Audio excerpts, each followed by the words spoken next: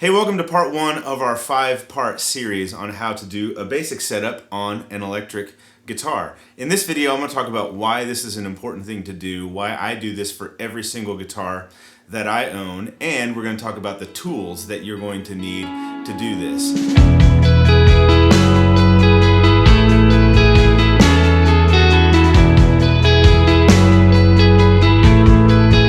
There's a link below where you can go to worshiptutorials.com and sign up for this 100% free course, and there you'll find links to buy all of the tools, and they're not very expensive. They're pretty basic stuff that you're gonna probably want to have in the long run as an electric guitar player and owner. So first, let's talk about what a basic setup is and why it's important. When I do a setup, there are 4 parts that I do. One is neck relief.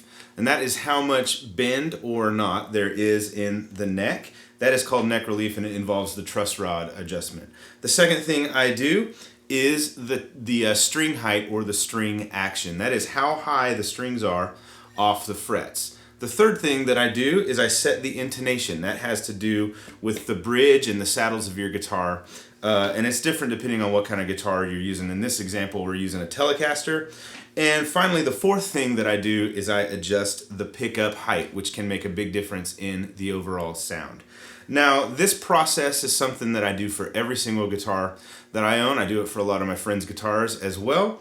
And it just makes a guitar play better. So when you go to a guitar store, a guitar center, if you play a buddy's guitar, the way that guitar plays, if it doesn't play well, it doesn't necessarily mean that it's not a good guitar. It may just need a setup.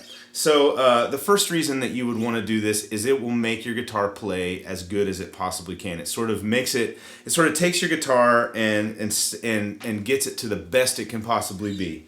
And you can set a guitar up differently. If you're a really hard player, like if you strum really hard, you might want your strings a little higher off the fretboard because they'll buzz if you hit them really hard. If you're more of a soft or delicate player, if you have a lighter touch, you can get those strings a little bit lower, especially if you're more of a lead player and you like to play really fast, which I'm not, but you can get the strings a little lower. There is kind of a sweet spot that I shoot for when I do this.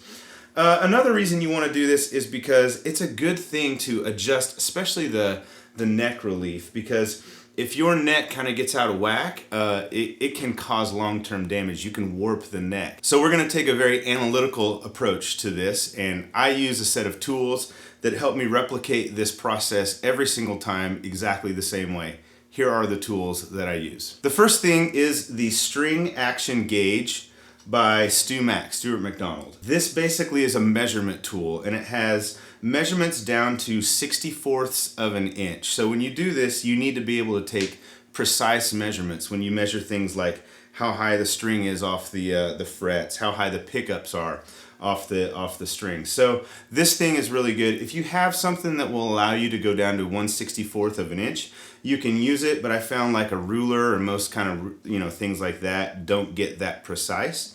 So this is a great thing to have. The next thing you're going to need are Allen wrenches, and I have 2 sets here. I have a metric set and imperial set, and depending on where your guitar was made, that will determine whether you use metric or imperial. Allen wrenches are going to be used to adjust your truss rod mostly. Some guitars have Allen wrench adjustment screws for the saddles. This is regular flathead screw adjustments. But a lot of times you'll have Allen wrenches adjustments for your bridge setup as well. But definitely for truss rods, you'll need the Allen wrench. And if a guitar was made in the United States or in the UK, you'll use the imperial set of wrenches. If it was made overseas, like in the Far East somewhere, usually that's going to be the metric set because most of the world uses metric. You'll need some kind of a precision screwdriver kit. I like this set by Skill. It's pretty inexpensive, and it has different sizes of Phillips head and flathead drivers. And so for this guitar, for a lot of guitars, you'll need that for adjusting the bridge. So you can adjust these saddles for string height, and you can also use it to adjust the intonation screws here as well. Those are Phillips head, And on this bridge, for example, which is, I think this is a Wilkinson bridge, I'm not exactly sure. It's a 3-saddle tele bridge. So the intonation screws are Phillips head, and that means there's a cross if you look at them, and the string height saddle adjustment screws are flat. So this kind of a precision kit will cover all your bases for that. You'll need one of these tools, which is actually it's an automotive feeler gauge kit. So I got this at just a basic automotive store. I'll have the links, like I said, if you go to the course page, link below here on YouTube. I'll have links to, I'm sure this is available on Amazon.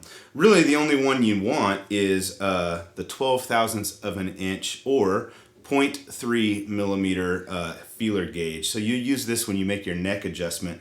Basically, you need to be able to measure something that's about 12 thousandths of an inch. If you look at it, it's about like the size of a playing card, so you can kind of use that in its place if you don't have one of these, but these aren't very expensive and they're really handy to have for setting your neck relief. The last two things you're going to need are a capo, which if you're a guitar player you probably have one of these, and a tuner. And again, if you're a guitar player and you don't have a tuner, you need to get one of those. In the next lesson, we're going to talk about how to set the neck relief or how to adjust the truss rod, which can be a scary thing for most people. We're going to get it done with this guitar. It needs a little bit of help. See you in the next lesson.